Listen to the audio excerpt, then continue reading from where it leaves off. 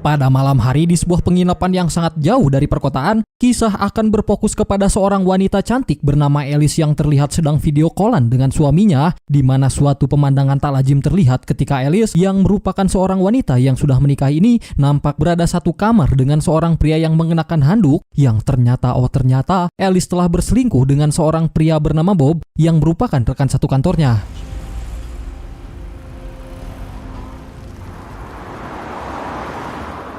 Dalam perjalanan pulang, sang suami kembali melakukan video call kepada Alice hanya untuk memastikan kondisi Alice saat ini. Namun lagi-lagi karena takut ketahuan selingkuh dengan si Bob, alhasil Alice langsung menutup teleponnya begitu saja. Dalam perjalanan karena bahan bakar sudah menipis, mereka pun mampir ke sebuah pom bensin yang berada tepat di jalanan sepi. Dan sembari menunggu Bob mengisi bahan bakar, Alice lalu masuk ke Alfamart untuk membeli segelas kopi dan beberapa cemilan. Bersamaan dengan itu, terlihat Bob yang sedang santuy mengisi bensin mobilnya. Namun, saat dia melihat ke atas, Bob melihat ada sebuah baliho yang bertuliskan God is nowhere, yang artinya Tuhan tidak ada dimanapun. Di mana Bob merasa cukup lega karena jika kata-kata yang ada di papan reklame itu benar, maka perselingkuhannya dengan istri orang lain tidak akan diketahui, bahkan oleh Tuhan sekalipun. Kembali kepada Alice yang terlihat sedang mencari sesuatu yang ingin dia beli, keanehan pun mulai disadari ketika Alice tidak mendengar atau melihat si penjaga toko, hingga tepat saat Bob sudah selesai mengisi bensin dan sedang menunggu Alice di dalam mobil sambil mendengar musik Bob Marley, Alice yang berada di depan meja kasir untuk membayar jajanannya langsung dibuat terkejut karena dia menemukan bercak darah di mana-mana, sehingga membuat Alice panik dan langsung bergegas pergi meninggalkan toko tersebut. Namun tiba-tiba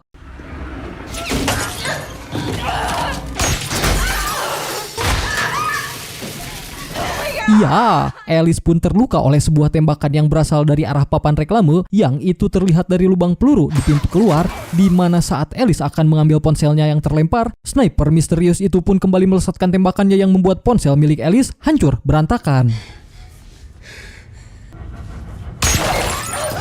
Alice yang panik karena kejadian itu secara tak sengaja melihat ada sebuah pintu jalan keluar lain pada monitor CCTV yang mungkin saja bisa menjadikan pelarian untuk kabur dari si sniper misterius. Namun bersamaan dengan rencana itu, terdengar suara seseorang dari walkie-talkie yang memanggil-manggil nama Amelia yang merupakan si penjaga toko, hingga Alice pun berupaya untuk mengambilnya, yang karena si sniper masih mengawasinya, ia pun mengalihkan perhatian dengan cara melemparkan sebungkus ciki panser.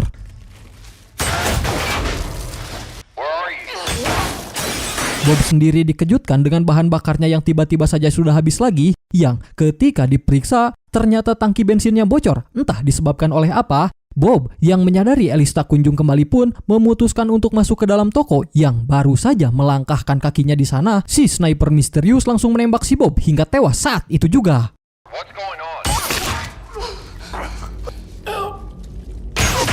Karena walkie-talkie-nya sempat terlempar, Alice pun mencoba menggapainya menggunakan kain pel, sehingga Alice mengira jika pria di walkie-talkie ini adalah si suami dari si penjaga toko. Alice langsung menceritakan tentang situasi yang terjadi pada istri dan dirinya, dan meminta agar suami dari si penjaga toko ini segera memanggil kepolisian untuk segera datang ke tempat ini. I need you to call the cops, okay? Please. Alice akhirnya bisa bernapas lega setelah dia berhasil menghubungi kepolisian yang katanya akan datang dalam waktu 15 menit lagi. Namun alangkah terkejutnya Alice saat baru menyadari jika pria yang sedang berkomunikasi dengannya saat ini ternyata bukanlah suami dari si penjaga toko, melainkan si sniper misterius yang sedang memburunya. You know the man who got shot? It's my colleague. Because I blew his head off. What do I want? What is it that you want, Alice? Menggunakan batu baterai, Alice mencoba mematikan lampu agar si sniper kesulitan membidiknya, tetapi karena belum berhasil, Alice pun berusaha mendorong rak dagangan sehingga dia berhasil melakukannya. Namun ternyata Amelia alias si penjaga toko sudah tewas tepat di bawah meja kasirnya. Tanpa memperdulikan jasad tersebut, Alice berusaha mencari alat komunikasi untuk bisa menghubungi pihak berwajib, tetapi semuanya sudah disabotase, yang artinya Alice benar-benar sendirian di pom bensin ini. Please answer. So hard to think of her with another man. Did I treat her poorly? Tak menyerah begitu saja, Alice pun mendekati mayat si Bob untuk mengambil kunci mobil dan menyalakan alarm mobil dengan tujuan untuk memberikan tanda pada pengendara mobil yang lewat. Namun cara itu belum berhasil setelah si sniper keburu menembak kap mesin mobilnya.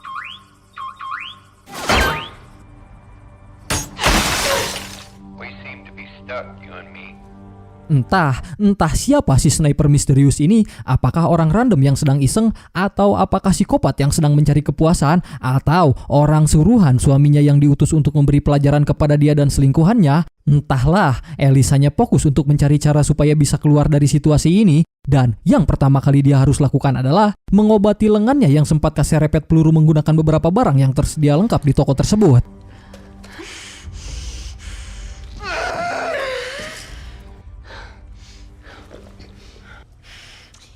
Menggunakan cermin kacamata, Alice mencoba untuk memastikan di mana posisi sniper berada, dan tepat di saat bersamaan muncullah sebuah mobil dengan seorang pria masuk memanggil-manggil nama Amelia, si teteh penjaga toko. Amelia? Sehingga Alice mencoba menyuruhnya untuk merunduk agar si sniper tidak menembaknya, dan ya, Alice sempat dikejutkan oleh si pria yang tiba-tiba lompat untuk memeriksa jasad si Amelia. Diketahui pria ini bernama Dog, mengaku sebagai rekan Amelia dan bermaksud untuk piket malam menggantikan Amelia berjaga. Namun yang membuat Alice heran adalah si sniper ini tiba-tiba tak bersuara tepat saat Dog muncul. Di sana bahkan ketika dia dipanggil-panggil pun, si sniper tak kunjung memberi balasan sehingga makin kuatlah kecurigaan Alice terhadap Dog, yang bisa saja Dog adalah si sniper yang sedang mengelabuinya. Don't move, stay where you are! Tak terima dengan tuduhan Alice, Dog pun berupaya membela dirinya dengan mengatakan bahwa dirinya benar-benar tidak tahu menahu tentang apa yang sedang terjadi, dan dilihat dari raut wajahnya, Dog nampak sangat meyakinkan sehingga Alice pun menjadi bingung alias dilema antara percaya atau tidak kepada sosok Dog ini. Untuk memastikan prasangkanya, Alice pun meminta Dog untuk menunjukkan ponsel miliknya, yang jika bukan dia pelakunya, Alice meminta Dog untuk segera menelpon 911. Namun Dog mengaku bahwa ponsel miliknya tertinggal di dalam mobil, sehingga Alice memintanya untuk segera pergi keluar mengambil ponselnya jika memang bukan kamu pelakunya. I know this is important. This is the only way. Go ahead. Alice sebenarnya agak ragu memaksa Dog melakukannya karena jika Dog bukan si sniper misterius, maka Dog akan menjadi korban selanjutnya hanya demi untuk keselamatan dirinya sendiri. Tetapi karena tak ada cara lain lagi, Alice tetap memaksa Dog untuk pergi keluar dan mengambil ponsel miliknya.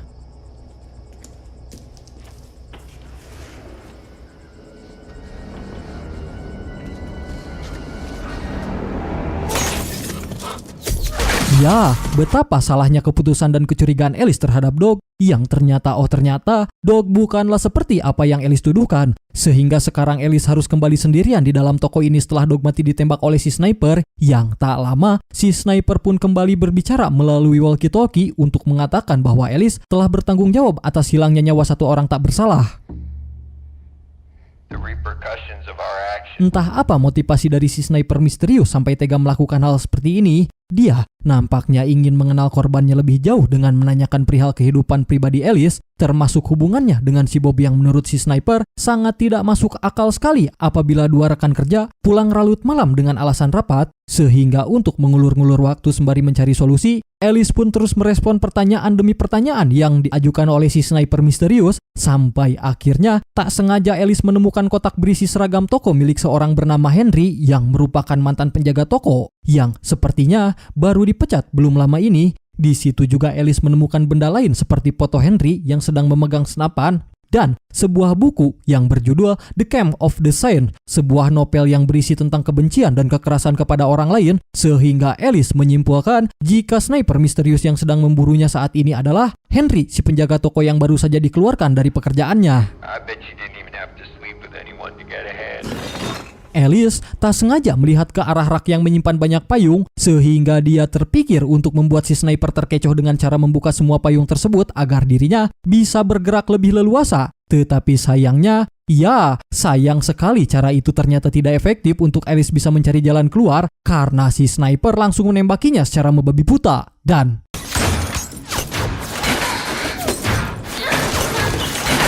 untungnya Alice berhasil selamat dan mencoba merusak gembok pintu belakang menggunakan alat pemadam api. It's for you to face reality.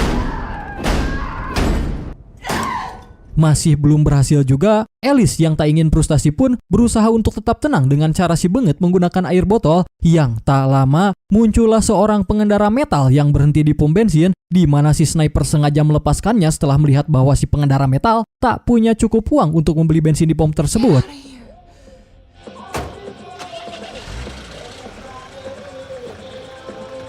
Menyadari jika si sniper tak membunuh si pengedar metal, Alice pun beranggapan jika si sniper ternyata masih punya hati nurani dengan tidak membunuh seseorang yang tidak memiliki uang, sehingga Alice pun mencoba untuk membuat si sniper menjadi simpati kepadanya dengan menceritakan bahwa alasan dia berselingkuh dengan Bob adalah karena dirinya didiagnosa mengalami kemandulan. Ya, alias tidak bisa hamil karena menganggap dirinya telah menderita jika hidup dengan suaminya. Alice pun sengaja melakukan perselingkuhan dengan si Bob sebagai bentuk pelampiasan atas kondisi yang dideritanya. Do you know what it does to marriage? I'm having an affair because I'm in pain. Namun bersamaan dengan itu, muncul mobil polisi yang sedang melakukan patroli, di mana Alice mencoba berteriak meminta tolong, tapi belum berhasil. Namun di sisi baiknya, berkat mobil polisi barusan, si sniper pun menjadi lengah terhadap Alice, yang ternyata Alice sudah berada di luar toko, dan disitulah Alice berusaha untuk masuk ke dalam mobilnya, dengan bermaksud untuk kabur dari tempat tersebut, tetapi tanpa Alice sadari, jika si sniper ternyata sudah membidiknya, dan ya, Alice justru langsung mendapatkan luka tembakan baru di pahanya, di mana dia merangkak menuju mesin kasir untuk berlindung dan sempat pingsan beberapa detik sebelum akhirnya Alice tersadar oleh suara walkie-talkie dari sang sniper misterius. Hello? Are you still with me, Alice? Di bawah meja kasir, Alice berhasil mendapatkan kotak P3K untuk mengobati lukanya dan juga tak sengaja menemukan gergaji besi yang langsung ia gunakan untuk memotong kunci gembok pintu belakang. Bersamaan dengan itu, muncul pengendara lain yang berhenti untuk mengisi bensin, di mana pengendara tersebut rupanya adalah pasangan abah emak yang baru saja pulang liburan honeymoon. Yang tepat saat si abah akan membersihkan kaca mobilnya, beliau pun melihat sebuah mobil milik si Dog yang terparkir dengan kaca pintu yang terbuka.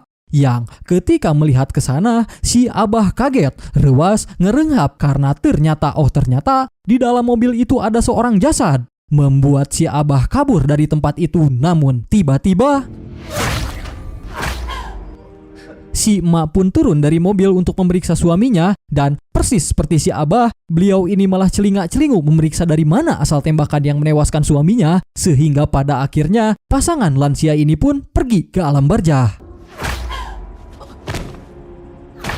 Ternyata masih ada seorang gadis kecil di dalam mobil yang ternyata merupakan cucu dari kedua lansia ini, di mana si bocah pun keluar dari dalam mobil untuk membangunkan abah emaknya, yang pada titik ini si sniper kembali menunjukkan sisi lain dari dalam dirinya dengan tidak langsung membunuh si bocah tersebut, sehingga Alice segera menuliskan pesan agar si bocah kembali masuk ke dalam mobilnya. Yes, I would. Terlibat percakapan serius antara Alice dan si sniper misterius tentang keputusan Alice yang menolong bocah itu, yang pada intinya mereka berdua sepakat untuk membiarkan bocah itu tetap hidup asalkan Alice mau mengorbankan dirinya demi nyawa si bocah tersebut, sehingga Alice kembali menunjukkan pesan agar si bocah itu lari menuju jalan raya dan tunggu di sana sampai ada pengendara lain lewat menolongnya. Sesaat sudah di jalan itulah, si bocah tiba-tiba berhenti dan malah menengok ke arah Alice, kemudian berjalan ke dalam toko, yang pada akhirnya kesepakatan pun batal dan si sniper misterius pun memutuskan untuk keluar dari tempat persembunyiannya.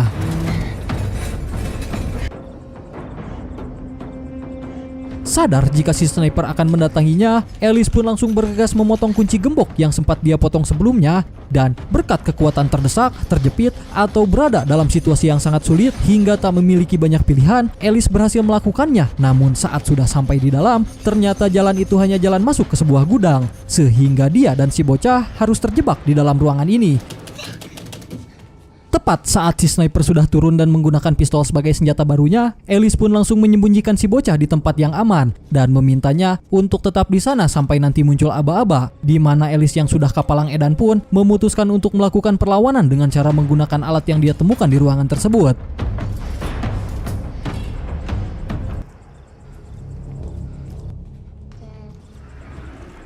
Tak lama, si sniper pun berhasil masuk ke dalam toko dan mulai bersikap seperti seorang psikopat yang memanggil nama korbannya supaya terpancing untuk keluar. Padahal cara ini adalah sebuah cara yang sangat konyol, karena apabila seorang penjahat memang berniat ingin menghabisi korbannya, harusnya tak perlulah teriak-teriak memancing korban. Justru karena hal itu bisa digunakan oleh si korban untuk bersembunyi dan mengambil ancang-ancang untuk menyerang balik. Yang baru saja dijelaskan, si sniper pun rewas saat Alice menyerangnya dari belakang. Terjadilah pertarungan sengit antara Alice dan si sniper, di mana Alice hampir saja berhasil membuka topeng si sniper. Namun karena kekuatan keduanya berbeda jauh, Alice harus tertembak di bagian perut hingga Alice tak sadarkan diri. Pada akhirnya si sniper pun berhasil menang melawan Alice si tukang selingkuh. Lantas, ia pun membuka rolling door dengan menggunakan kunci yang dibawanya. Dan si bocah sendiri akhirnya ketahuan, sehingga si sniper pun perlahan mendekatinya sambil akan menunjukkan wajah aslinya. Tetapi tiba-tiba, ya, Alice yang sekarat rupanya masih memiliki sisa-sisa tenaga untuk menyelamatkan si bocah, di mana Alice langsung menyeret si sniper tepat ke bawah besi pengangkut dan berhasil membunuhnya dengan cara dijepit menggunakan besi tersebut tepat saat matahari terbit.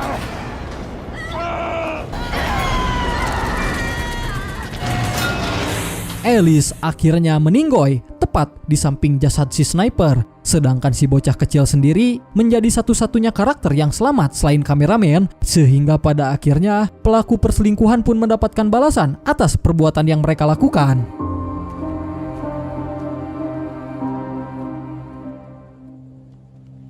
Tamat, ending yang cukup membagongkan. Sampai akhir film tidak diceritakan secara detail tentang siapa sebenarnya sosok si sniper misterius ini. Bahkan sebelum dia membuka topengnya, wajahnya malah keburu hancur oleh Alice yang melakukan final by one. Namun menurut rumor dari para penonton film, hal itu dikuatkan saat si sniper misterius tidak membunuh si pengendara metal karena tak berhubungan langsung dengan Alice. Tetapi ada juga yang berspekulasi kalau si sniper misterius ini adalah Henry, si karyawan yang sudah dipecat. Salah satu bukti yang kuat tentang teori ini adalah ketika si sniper ini membuka rolling door menggunakan kunci yang dibawanya. Dari mana coba dia memiliki kunci semacam itu jika bukan orang yang bekerja di toko tersebut? Dan hal itu juga diperkuat saat Alice melihat foto si Henry yang sedang memegang sniper. Dan yang paling meyakinkannya lagi adalah karena sebuah buku The Camp of the Saints yang memiliki potensi kuat memicu kebencian dan kekerasan kepada orang lain.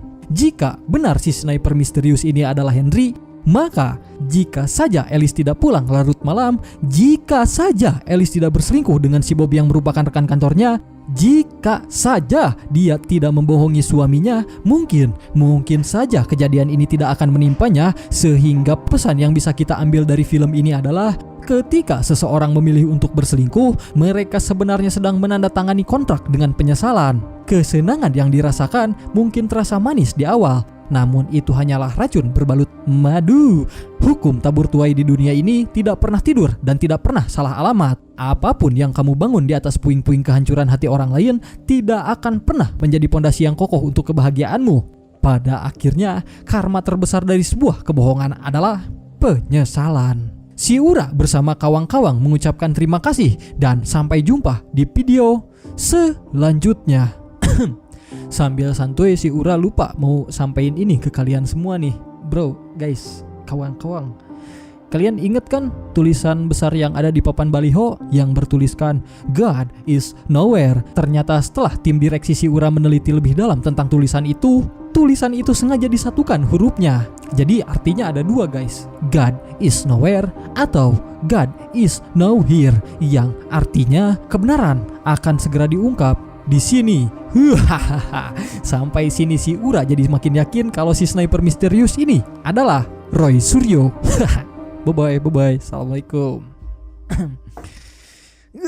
Ngopi-ngopi guys.